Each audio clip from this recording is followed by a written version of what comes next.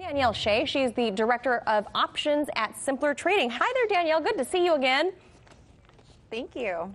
So are the experts right? Are iPhones too expensive in China, or is this a strategic move by the Chinese-based companies like Huawei and ZTE to keep control of their home-based market? I think it's definitely a strategic move by Huawei. I mean, if you think about it, you know, how does it benefit them when they have their entire population base coming and buying Apple products? What they're trying to do right now is they're trying to send the Chinese markets into Huawei more, and I think they're succeeding at that. And additionally, Apple's coming out and they're showing that their sales are now highly impacted by the trade war and by this push, which is a bad thing for Apple stock. But given the current economic climate in China, their economy slowing down. You know, they've been busted in the past for giving out some fake, bogus economic numbers. Would it make sense for Apple to simply lower the cost of their iPhones to kind of echo the market sentiment there? I think that it would, but I don't think that that is what Apple has been doing. I mean, throughout the course of 2018, Apple has been pushing up the price of their iPhone sales, trying to get a larger market with high-priced smartphones. And I think they could do that, but I don't think it's what they've been doing, and I don't know that their current strategy is working. I mean, we know that Tim Cook has blamed China's slowing economy on why he's off his mark on his numbers. China's the second biggest cell phone market in the world. But talk to me a little bit about the trade war that's been brewing between the U.S. and China. Is the trade war directly affecting Apple here now?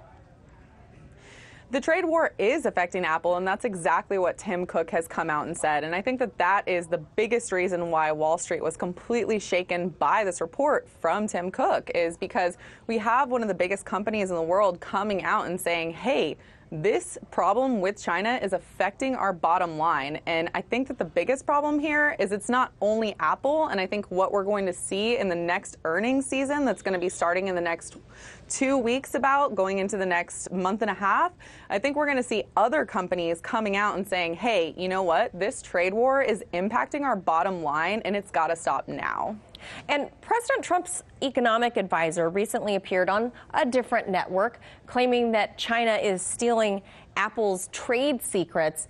First of all, do you think that's a fair statement to be made? And what does this sort of rhetoric do to this ongoing trade war? Well, first of all, the rhetoric is not helpful to an ongoing trade war. When you have President Trump coming out and making these kind of jabs at China, it's not helpful to coming to any sort of agreement with China. Now, looking at the actual comments and what he has said, I mean, it's hard to say what has exactly happened, but it makes sense. You have Apple products that are being made in China. It makes sense that those manufacturers can then take that intellectual property and push that on to Huawei or any other company. And I mean, his speculation makes sense, but we don't know that that's exactly what has happened. Right. And what about the moves by the U.S., you know, banning the Huawei 5G network? Do you think that's also in response to some, I guess you would say, like, we have deep state, we have deep market issues? Is that driving issues at Apple now? Yes, definitely. And I think any further rhetoric between Trump and between China, it's really just going to impact these companies' bottom lines even more. In the stock market, and when I'm looking for buys, I try to avoid anything that is impacted by the Trump-China rhetoric, because you just never know on a day-to-day basis where it's going to go. And I think that Apple honestly goes lower, much lower, before it's able to finally climb out of this slump, because all of this negative rhetoric surrounding it. Wow, really? So, I mean, we're seeing Apple stock go down for the first time in what is it, 16 years at this point. You do trading on a daily basis. What is the market sentiment? What are your clients saying about this? How do they feel about putting their money in Apple? Because Apple was always a sure bet.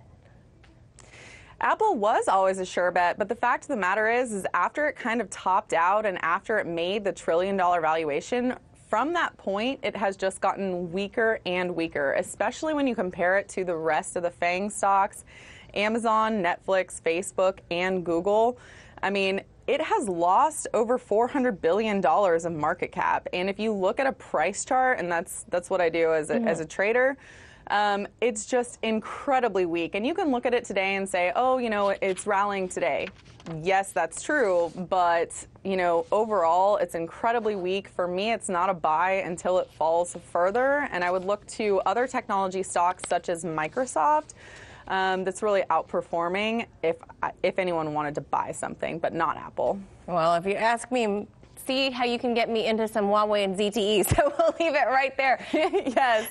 Thank you so much, Danielle Shay of Simpler Trading. Thank you.